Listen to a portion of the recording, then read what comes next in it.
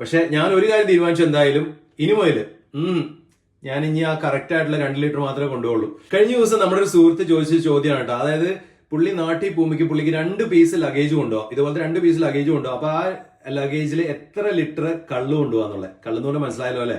അപ്പം അതിനുള്ള ചെറിയൊരു ഉത്തരം എന്ന് പറഞ്ഞു കഴിഞ്ഞാൽ നമുക്ക് 2 ലിറ്റർ ആണ് നമുക്ക് അലൗഡ് ആയിട്ടുള്ളത്.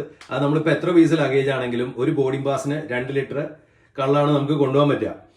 അപ്പം നമ്മൾ നോക്കുവാണെങ്കിൽ ഇവിടെ ഫാമിലീസ് ഒക്കെ ആയിട്ട് പോണവരായിരിക്കും ഏറ്റവും കൂടുതൽ കള്ള് കൊണ്ടുപോകണേ. എന്ന് വെച്ച് കഴിഞ്ഞാൽ ഒരുപാട് കുപ്പികൾ ലഗേജിൽ വെച്ച് കൊണ്ടുപോകും, പിന്നെ എയർപോർട്ടിൽ പോയിട്ട് മേടിക്കും. ഞാനും ഒക്കെ അങ്ങനെ ഒത്തിരി ചെയ്തിട്ടുണ്ട് കേട്ടോ. പക്ഷെ ഞാൻ ഒരു കാര്യം തീരുമാനിച്ചു, എന്തായാലും ഇനി മുതൽ ഞാൻ ഇനി ആ കറക്റ്റ് ആയിട്ടുള്ള 2 ലിറ്റർ മാത്രമേ കൊണ്ടുപോകുള്ളൂ. അപ്പൊ ഇത് കണ്ടോ, ഇതാണ് ഈ 2 ലിറ്റർ എന്ന് പറയുന്നത്. നമ്മൾ 2 ലിറ്റർ സാധനമാണെന്ന് വിചാരിക്കുക, കള്ളാന്ന് വിചാരിക്കുക.